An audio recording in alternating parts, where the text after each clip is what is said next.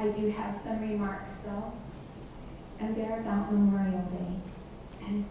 This past Monday, our city joined thousands of other cities across America as we all stopped to take time to remember those that have given their lives for us in our country.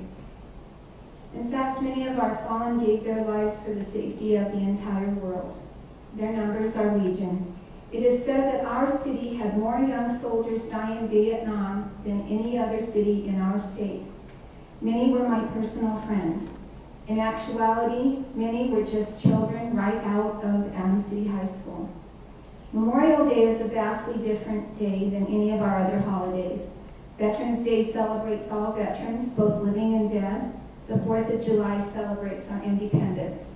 Memorial Day alone is separated out as a sacred day for the fallen.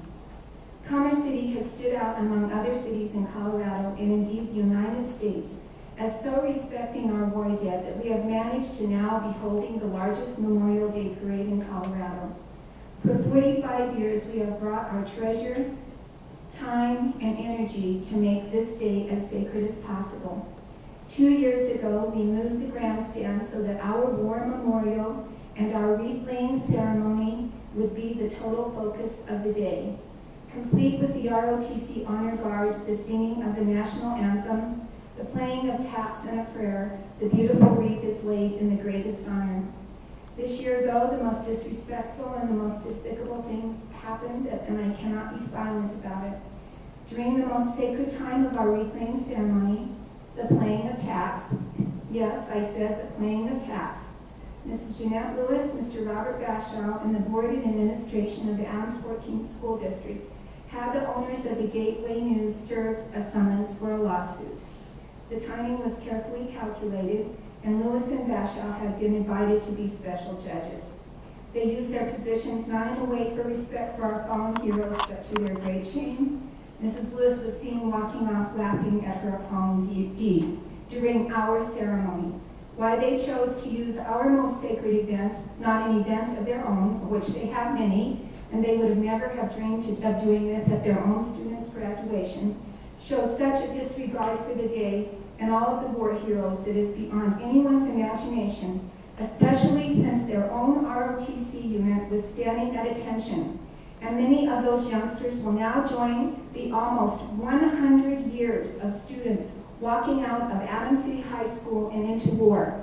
Some, like their older brothers and sisters, may not return. By our own rules, if a group or an individual does not comply with the sacredness and respect of the day, they are not to be invited back to participate. These individuals, their board, and administration should stand alone in their disrespect. They should never again be allowed to participate. They created quite a scene. This, then, is their legacy, a shocking and wholly despicable disregard of the most sacred day in America and our city. And Mr. Lewis, I am completely stunned that you used your position to conspire with your wife and this group for such a shameful moment. Let us then do everything we can from this moment on to strive to bring back the great honor and respect to our war fallen. It is the very least that we can do for them, their families, and their memory.